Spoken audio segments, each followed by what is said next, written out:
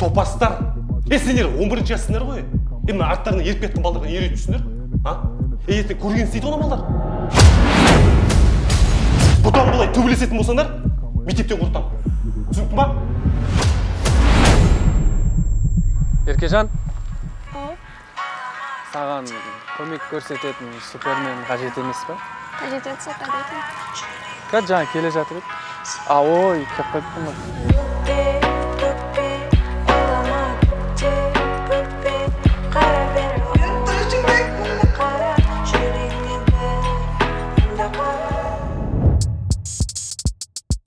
Сегіз, 9, 10 сыныптар барлығын жиналайық та.